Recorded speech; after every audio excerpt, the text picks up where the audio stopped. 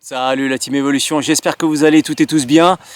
Vous avez réagi par rapport à la dernière vidéo sur faire les bons choix en montagne. Et puis il y a un sujet qui a émané de ces commentaires, c'est la responsabilité. La responsabilité en montagne. Ce soir on va en parler un petit peu parce que je pense que c'est quelque chose de très important puis qui est un petit peu méconnu pour certains. Donc je vais essayer de vulgariser au maximum, hein. Je ne vais pas jouer au juriste, mais il faut vraiment que tu comprennes un petit peu cet aspect-là, surtout lorsque tu vas en montagne et surtout lorsque tu accompagnes des gens. C'est très important. Donc, il faut savoir que la montagne, on dit ouais c'est source de liberté, etc., etc. et tutti quanti. Mais en montagne, comme en ville, comme à la campagne, comme partout en France, c'est le droit commun qui s'applique. Tu vois ce que je veux dire? Donc si tu fous le bordel en ville, tu vas avoir des soucis, hein, voilà, on va faire une enquête, machin, etc. Si tu fous le bordel en montagne, on va faire une enquête et puis tu auras certainement une amende ou quelque chose derrière. Tu vois, c'est la même chose, c'est le même droit qui s'applique. Donc, lorsque tu vas accompagner des personnes en montagne, il faut juste leur expliquer un petit peu comment ça se passe. C'est important, je pense, lorsque tu sors en montagne avec des gens, que tout le monde soit assuré. Assuré en responsabilité civile, ce qu'on appelle la RC, et assuré avec une assurance de personne. C'est une assurance personnelle.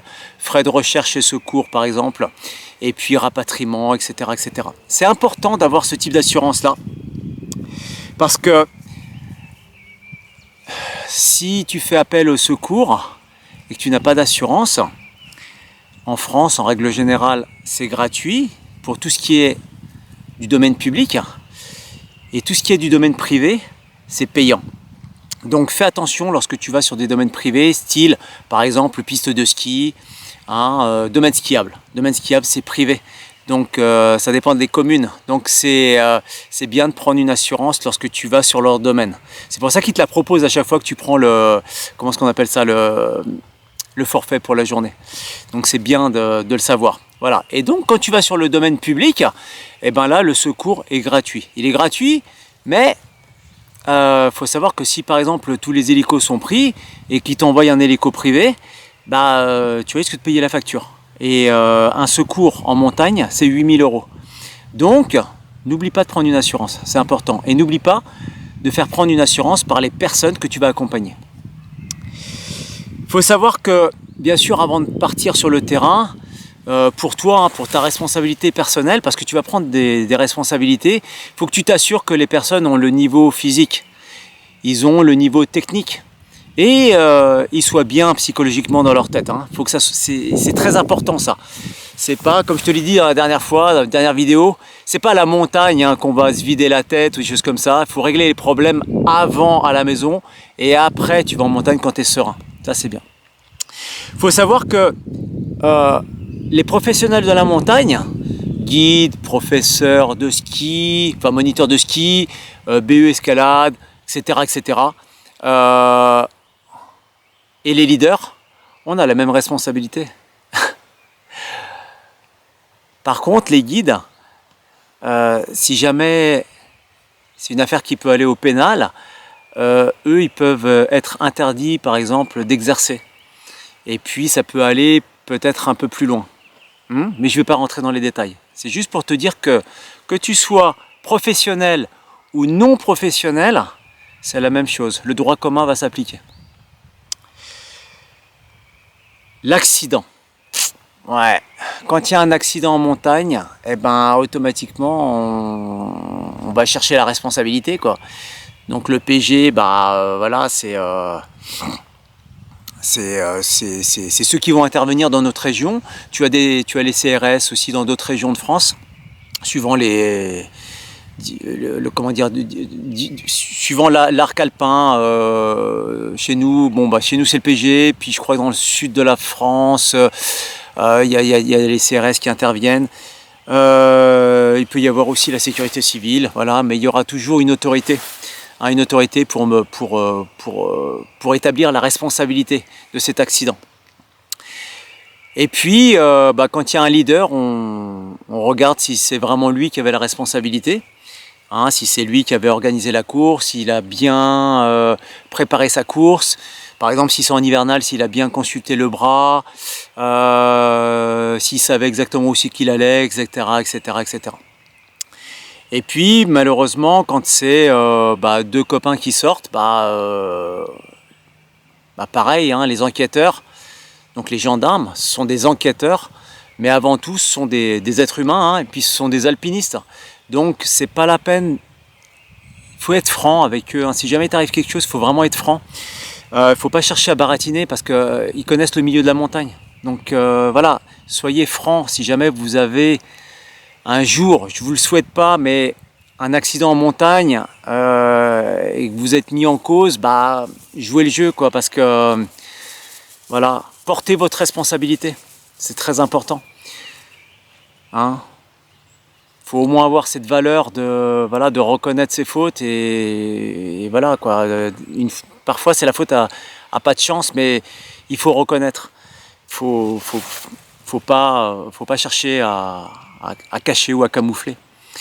Donc quand il y a deux personnes qui ont le même niveau, deux, trois personnes, voilà, deux copains qui sortent et puis qui ont le même niveau, ils vont chercher à savoir qui se détache comme leader, quoi. Donc qui a un peu plus d'expérience que les autres et qui avait un peu plus de bouteilles au niveau technique, etc. Donc voilà, la responsabilité sera portée par cette personne-là. Donc ça, il faut le savoir. Et puis, ça caille ce soir, je te dis, bon, je suis encore en petite polaire. Il est assez tard, il est 18h. Il va pas tarder à faire nuit. Mais heureusement que l'appareil réagit bien. Bon bref, ça c'était pour le côté logistique. Donc quand il y a un sauvetage à faire, tu vois, admettons que toi tu dois réaliser un sauvetage. Mais un sauvetage qui... c'est pas quelqu'un de ton groupe, c'est quelqu'un extérieur de ton groupe. Moi c'est ce que je dis souvent en fait à mes membres, hein, au niveau du club. Il faut que vous ayez déjà les trois voyants ouverts, hein. Donc le côté physique, est-ce que vous êtes bien physiquement pour intervenir? Est-ce qu'au niveau technique, vous avez toutes les notions? Et est-ce qu'au niveau psychologique, vous tenez le coup pour faire le sauvetage? Voilà, si vous n'avez pas ces trois voyants ouverts, n'hésitez pas, faites le 112, appelez les secours, ça sera beaucoup plus prudent. Mais par contre, si jamais vous engagez le secours, il faut savoir que vous prenez une responsabilité. Vous savez ce que vous faites. Hein, quand vous verrouillez les mousquetons, quand vous passez les cordes, quand vous faites un ancrage, etc. Vous savez ce que vous faites. Donc vous prenez vos responsabilités. C'est très très important. Tu vois, lorsque tu es sur neige, si tu dois aller faire une recherche d'EVA, tu sais pertinemment utiliser ton matériel, tu le connais sur le bout des doigts, tu ne vas pas faire n'importe quoi, donc tu prends la responsabilité. Lorsque tu es en Alpi, si jamais il y a une chute en crevasse, etc., pour sortir quelqu'un de la crevasse, tu sais ce qu'il faut faire, donc tu prends ta responsabilité. Et puis c'est la même chose en Via Ferrata. Lorsque tu vas sortir quelqu'un de la Via qui a bloqué psychologiquement sur la Via ou qui a fait une chute et qui a pété son absorbeur de choc, il faut savoir intervenir, il faut savoir faire. Si tu ne sais pas faire, essaye de mettre en sécurité la personne comme tu peux et t'appelles les secours. Donc, pour pallier à tout ça, faut aller du côté de la formation, si jamais tu ne sais pas. En escalade, c'est exactement la même chose aussi. Tu peux faire par exemple une voie d'escalade et vous pouvez vous retrouver avec plusieurs grimpeurs dans la même voie. Voilà. Si jamais il faut intervenir, vous prenez vos responsabilités. C'est très très important. Mais n'hésitez pas à appeler les secours. On a toujours tendance à dire « Oh non, je ne vais pas les appeler, je vais m'en sortir tout seul ». N'hésitez pas à les appeler. En fait, ce n'est pas une faute. Ce n'est pas du tout une faute. Parce que si jamais il peut se passer n'importe quoi, physiquement vous lâchez ou quelque chose comme ça, lorsque vous allez voir l'hélicoptère, franchement, vous allez pouvoir respirer. Et puis, bien sûr, on prend ses responsabilités aussi lorsqu'on va, par exemple, je prends l'exemple d'une Via Ferrata, par exemple. En ce moment, les Via Ferrata, en Haute-Savoie, la plupart, 95% des vias sont fermées, quoi. Elles sont fermées tout simplement parce qu'elles sont en montagne, puis il y a des risques d'avalanche dessus, donc c'est pour une question de sécurité. Et puis, moi j'avais la question d'un membre, une fois, on se baladait, on était au pied d'une via, mais on n'allait pas faire de la via, on allait faire du ski de rando, puis il me disait, bah tiens, regarde, il y a des gens sur la via ferrata, elle est ouverte? Je fais, non, j'ai un doute qu'elle soit ouverte. Et en fin de compte, on a été voir quand même au panneau par curiosité, et la via était fermée. Donc là, les personnes qui s'engagent sur la via ferrata, il faut savoir qu'elles prennent leurs responsabilités. Mais si jamais il arrive quelque chose, et que les personnes sont obligées d'appeler les secours, là je peux vous dire que ils vont avoir une bonne chasse. Hein. Là, le terme responsabilité, il va bien ressortir. Donc faites attention à ça, ne bravez pas les interdits. Lorsque c'est fermé, c'est fermé. Il y a une bonne raison. Pourquoi on ferme ? Parce que tout simplement, c'est pour une raison de sécurité. Donc ne bravez pas les interdits, faites gaffe à ça. Faites super attention à ça. Et puis si jamais vous voulez vraiment y aller, moi ce que je vous déconseille, moi je vous déconseille d'y aller. Vous prenez vos responsabilités. Alors comment arrive un accident? Comment ça arrive? Et puis comment s'en prévenir, comment éviter, minimiser le risque au maximum.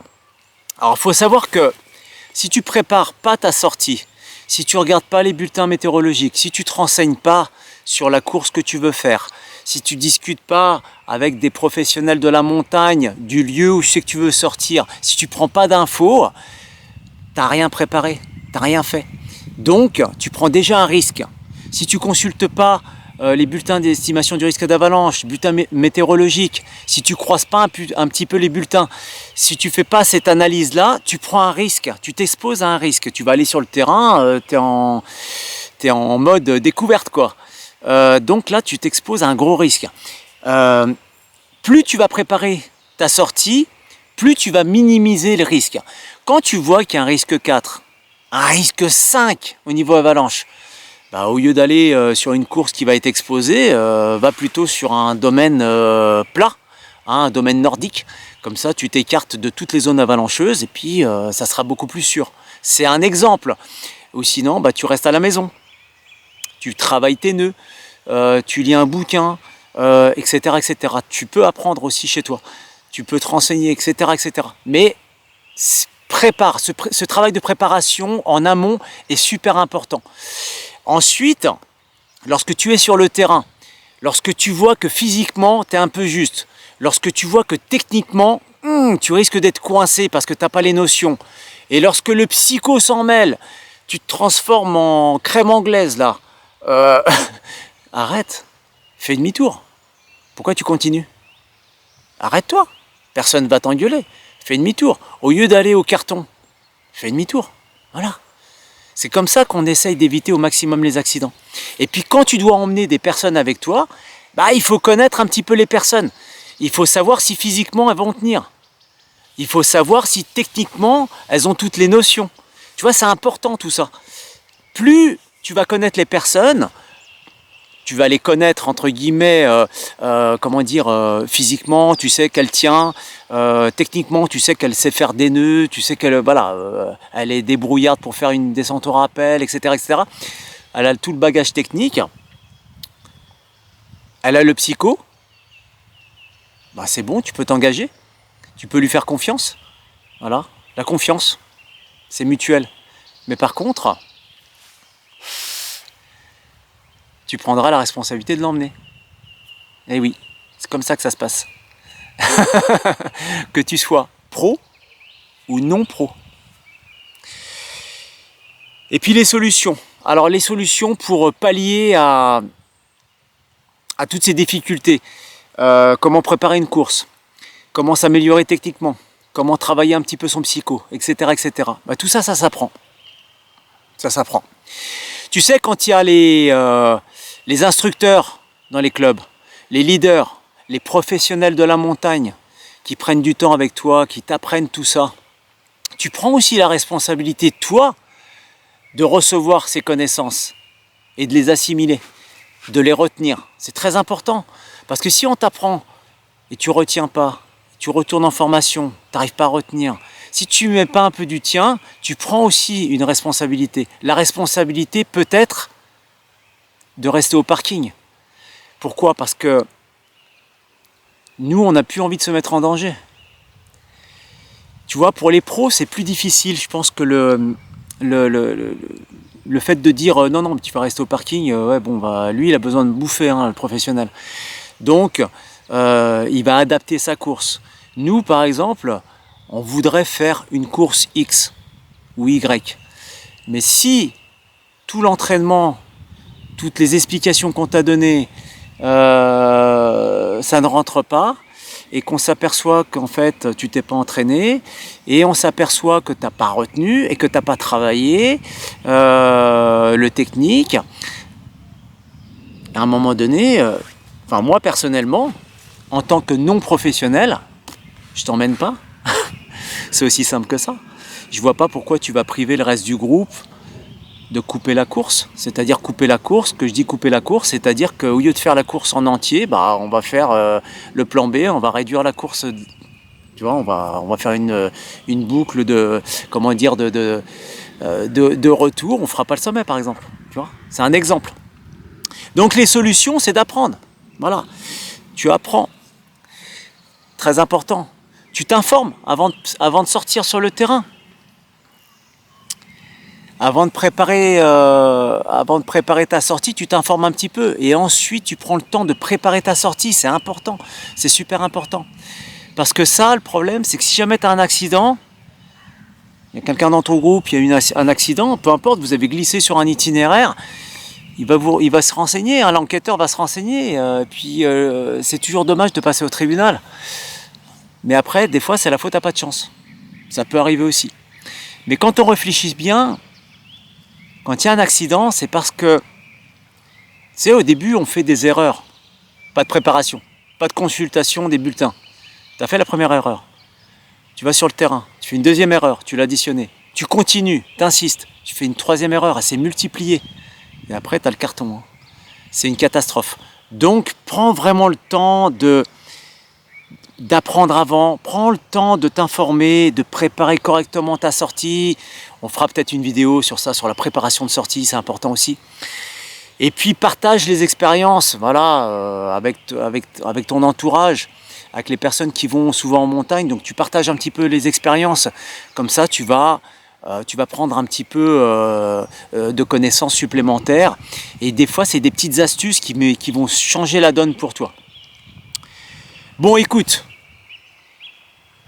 c'est tout ce que je voulais te dire aujourd'hui. Prends tes responsabilités lorsque tu vas en montagne, c'est très important. Mais surtout, le plus important, protège-toi. Protège-toi.